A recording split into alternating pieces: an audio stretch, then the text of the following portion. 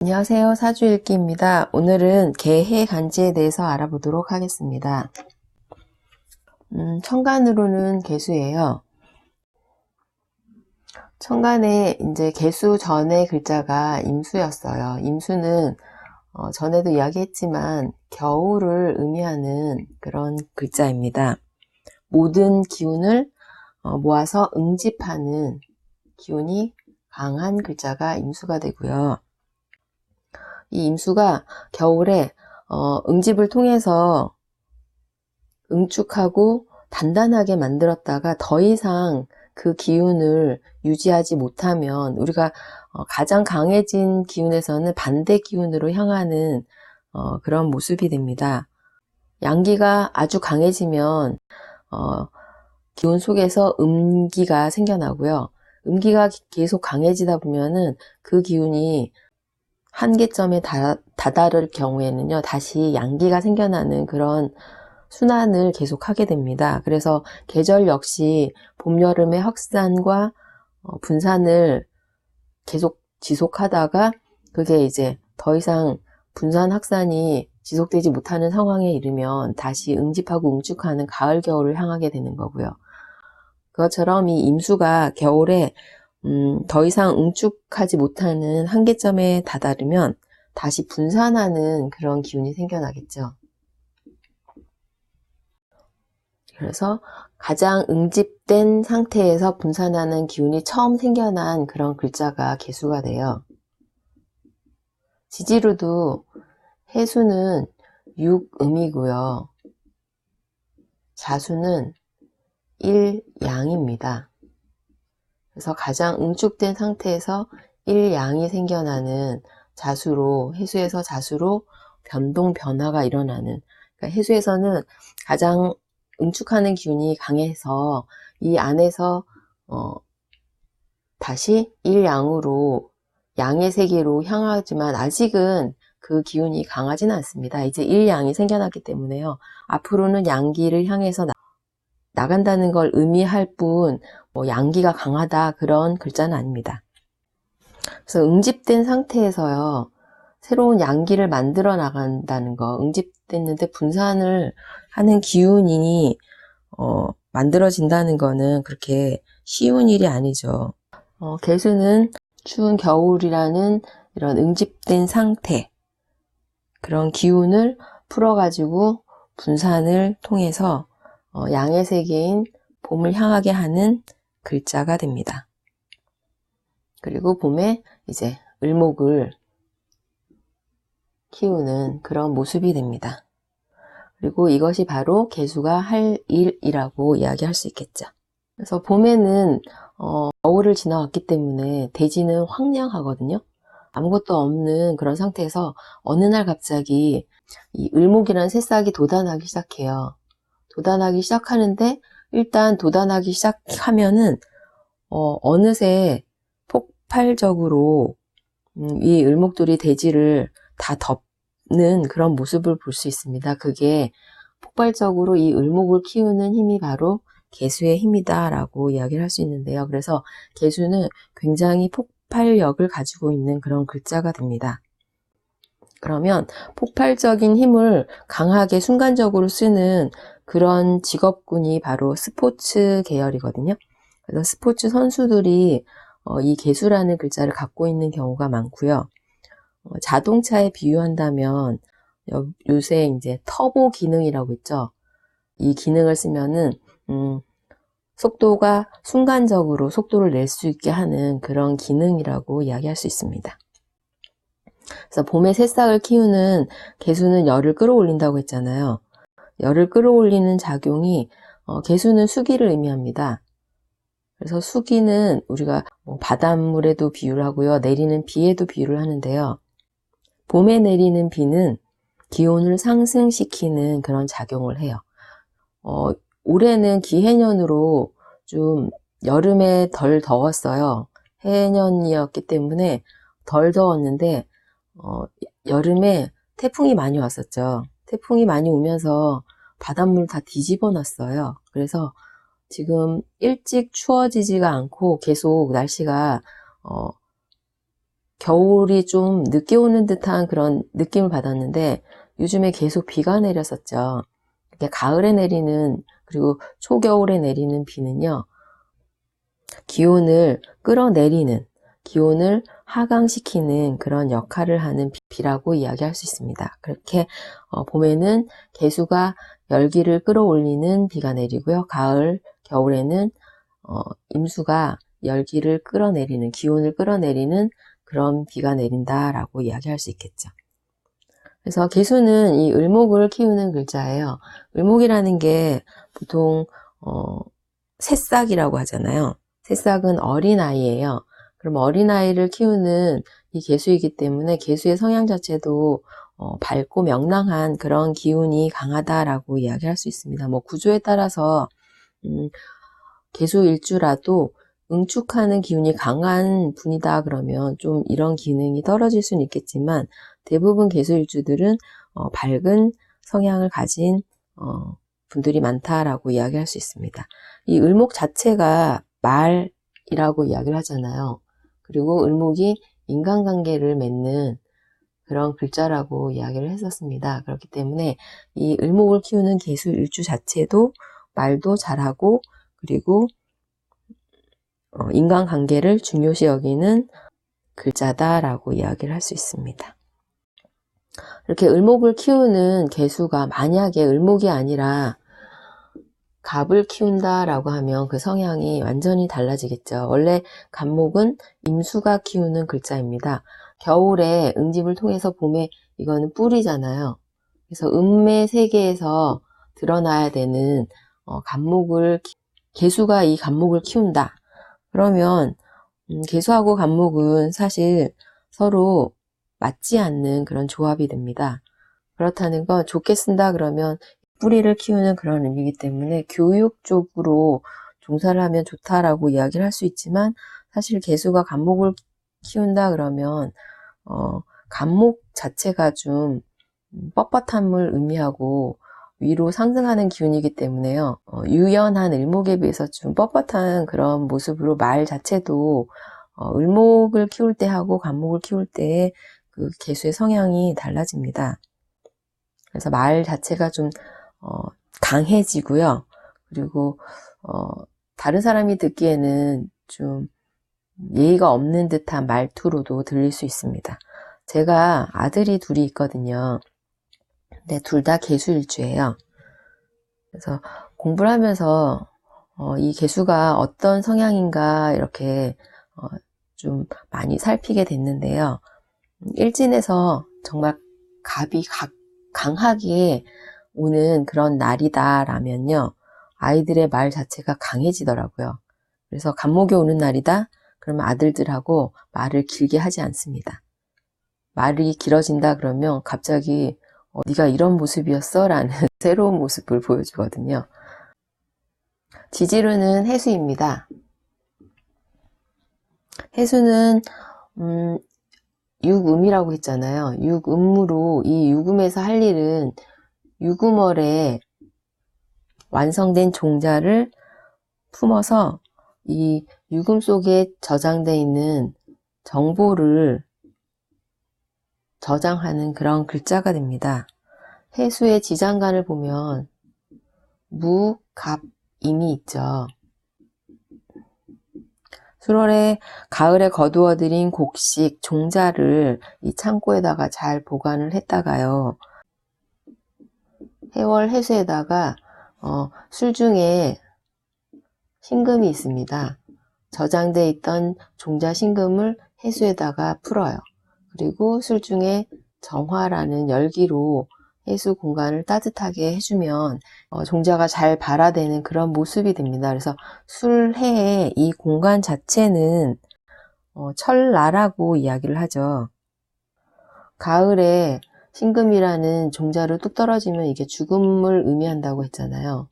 죽음을 맞이한 이 종자는 해수를 통해서 새로운 생명체인 갑을 탄생시키는 그런 공간이 됩니다. 그래서 수레가 만약에 사주 구조에 있는 분이다 그러면 그 궁위에서는요, 삶과 죽음에 대한 문제로 종교적인 모습으로 드러날 수 있습니다. 그런데 반면에 이 수레의 공간에서는 간목을 새롭게 만들어내는 공간이잖아요. 우리가 새로운 생명체인 아기가 탄생하려면요, 남녀 간의 행위가 필요합니다. 그래서 이 수레의 공간에서는 남녀 간의 관계가 또 복잡해질 수 있는 그런 공간이 되기도 합니다. 그래서 종교라는 게 새로운 유토피아를 추구하는 거잖아요. 새롭게 좋은 세상으로 가고 싶다는 그런 의미이기 때문에요. 음양의 완벽함을 추구하는 모습으로도 함께 드러날 수 있음을 의미합니다. 그래서 한 기업의 대표나 그 기업에서 일하던 직원으로 아니면 왕이나 신하로 사실 물질 세상에서 살 때는 뭔가 다른 삶을 살았다고 해도요, 이 해수라는 죽음을 통해서 새롭게 태어나는 이 공간 앞에서는 모두 동일하거든요. 그래서 해수에는 평등하다는 그런 의미도 있습니다. 그래서 이렇게 해수에는 생명을 잉태하는 그런 의미가 있습니다. 그래서 양의 세계에서는 제가 사화에서 경금을 잉태하는, 경금이라는 물질을 잉태하는 그런 모습이 있다고 얘기를 했었잖아요. 그래서 이 사화와 해수에서는 다른 이유이긴 하지만 남녀 간의 애정사가 많이 발생할 수 있는 공간이 된다고 이야기할 수 있습니다. 그래서 해수 다음에 오는 글자가 자수잖아요. 그래서 자수는 이제 일양이 생겨났죠. 일양이 생겨나서 그동안 응집 상태를 끝내고 새롭게 양의 세계로 향하는 그런 글자가 됩니다. 그래서 지지에서 이 해자가 현관에서는 임계가 되겠죠. 그래서 응축된 상태의 기운에서 처음으로 일양이 생겨나는 글자로 지지 해수에서도 많은 정보를 품고 있는 그런 글자라고 했는데요. 이 자수에서는 하나씩 하나씩 가져다가 쓰는 그런 의미가 됩니다. 그러면 이게 계해일주 같은 경우도 그렇고요. 임자일주 같은 경우도 해수 자수를 갖고 있죠. 그리고 해수 자수를 가지고 있는 그런 모습이기 때문에요. 이 계해일주나 임자일주의 경우는 많은 정보를 보유하고 자유롭게 그 정보를 뺏어 쓰는 그런 의미가 있을 수 있습니다. 그래서 정보를 다루는 직업이나 정보를 사용을 잘하는 그런 모습으로도 드러날 수 있겠죠. 근데 계해나 임자나 이 일주가 만약에 금을 품느냐 아니면 목을 키우는 구조이냐에 따라서 삶의 방향성이 달라질 수밖에 없습니다. 그래서 이렇게 계수하고 해수가요 간지를 이룬 계해 간지가 되었습니다. 계해 간지는 60갑자의 맨 마지막 글자죠. 마지막이라는 건 무슨 의미일까요? 지금까지 했던 활동 자체가 막바지에 이르렀다라는 의미가 되겠죠. 그리고 인간의 삶에 있어서는 뭔가 응집을 통해서 다시 분산으로 나가는 그런 모습이 되기 때문에 죽음에서 새롭게 삶을 향하는 그런 모습이 될 수 있습니다. 그렇다는 건 지금까지 했던 과거를 정리하고 새롭게 출발하는 그런 시점이 될 수 있겠죠. 그래서 계해 다음에 오는 갑자에서 이제 새로운 출발의 의미가 이제 있는 그런 의미가 됩니다. 계수하고 해수는 서로 겁재죠. 겁재는 그동안 계속 이야기했던 것처럼 쟁제를 의미합니다. 그러면 일지궁의 시기인 해수의 시기 37에서 45살 사이에는 분명히 뭔가 쟁제로 인해서 힘이 드는 그런 모습으로도 드러날 수 있겠죠. 근데 만약에 목화가 굉장히 강한 구조가 목을 키워서 화기로 꽃을 피울 수 있는 구조다라고 한다면요. 겁재와 함께 식상생재를 하는 그런 구조가 되기 때문에 그럴 경우에는 이 겁재가 동업의 그런 형태로 드러날 수 있습니다. 그래서 동업을 통해서 돈을 버는 그런 모습으로도 드러날 수 있겠죠. 개수는 해묘미 삼합을 하죠. 이 해수는 임수가 걸록을 이룬 그런 공간이에요. 보통 양기가 완성된다는 걸록의 그 공간에 이르면요, 바로 음질화되는 모습으로 드러납니다. 해수에서 이제 임수가 걸록을 이뤘잖아요. 그러면 개수가 이어받아서 삼합을 이어나가는 그런 형태로 많이 드러나거든요. 그렇다는 건 이 양기가 음기를 키워주는 그런 의미가 됩니다. 그래서 해수, 해월을 같은 경우는요, 해묘미 삼합을 하면서 해수의 목적은 해중의 간목을 드러내는 게 목적이라고 이야기를 할 수 있죠.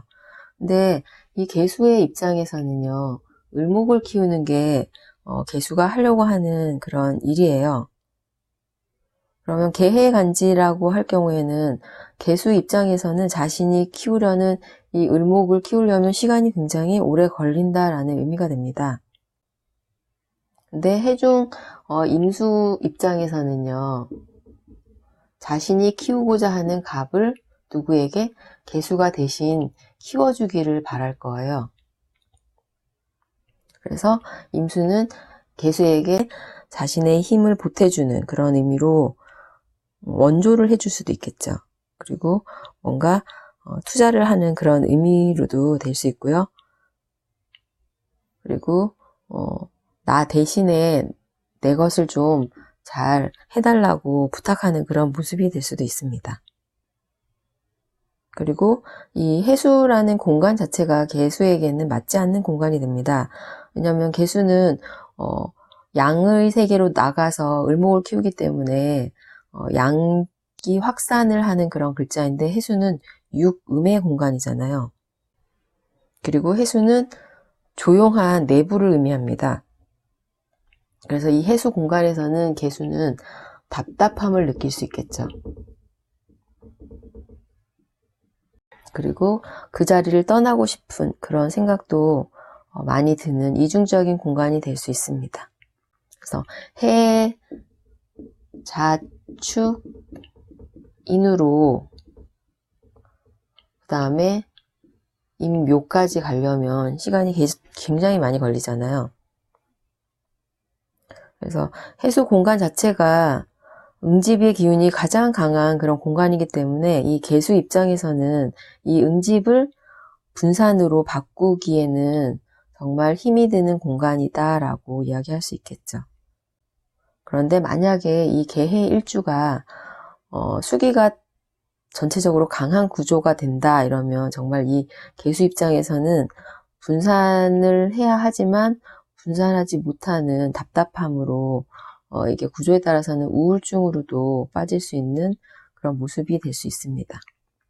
개일주가 만약에 목과 화기가 강한 구조다 라고 한다면 이 강한 수기로 목을 키워서요, 화기로 꽃까지 맺게 하는, 꽃 피울 수 있는 그런 모습이 되겠죠. 그러면 식상생재가 되기 때문에 자신의 재능을 이용해서 물질로 만드는 그런 모습이 됩니다. 그러면 목을 키운다는 것 자체가 보통은 교육계에서도 드러날 수 있고요. 식상을 강하게 쓰는 그런 의미이기 때문에 예술계통에서도 드러날 수 있습니다. 이 개해일주가요, 금수가 강한 구조다. 그러면 금이라는 정보를 수기에다가 푸는 그런 모습이 되잖아요. 그래서 이 정보라는 걸 수기에 풀기 때문에 정보나 통신의 그런 직업무상으로 드러날 수 있고요.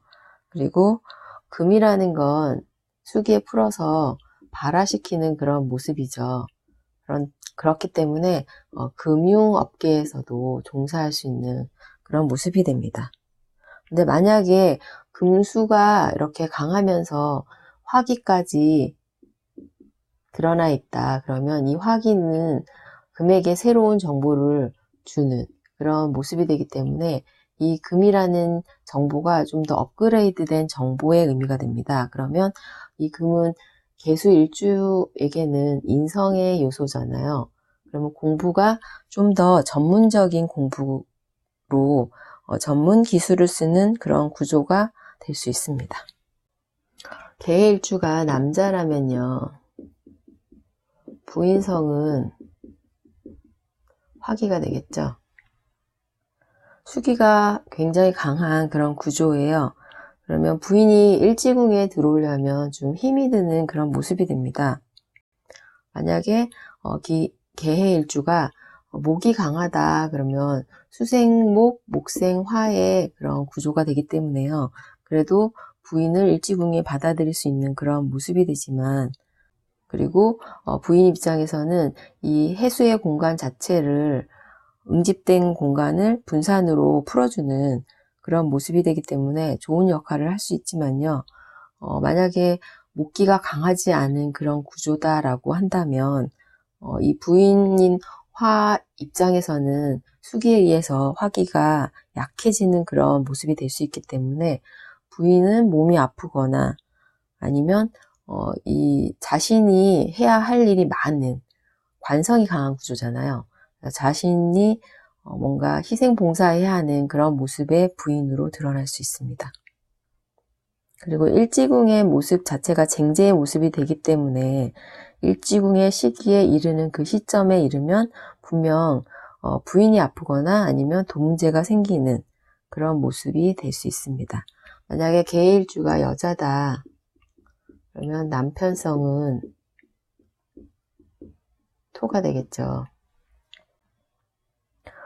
해수에 갑을 품고 있었어요. 그러면 이 갑을 드러나게 할 수 있는 그런 토라는 터전이 될 수 있는 그런 모습이 되기 때문에 구조에 따라서는 달라지겠지만 만약에 무토가 있는 구조다라고 하면 사실 간무의 구조가 되기 때문에요. 조금 맞지 않는 그런 모습이 됩니다.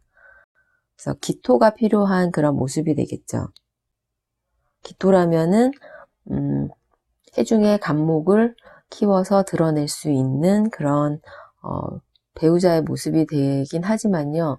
그럴 경우에 또 개수가 어쨌든 상관을 쓰는 그런 모습이 되기 때문에 남편과의 관계에서 뭔가 관을 내 식상으로 관을 극하는 그런 모습이 될 수 있기 때문에요.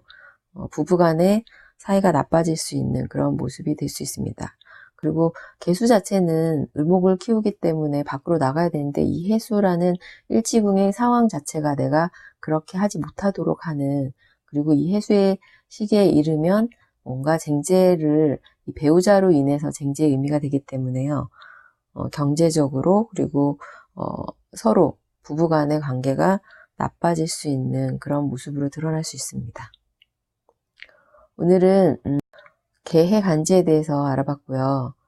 다음 시간에는 개해 일주, 사주를 가지고 사주풀이를 해보도록 하겠습니다. 감사합니다.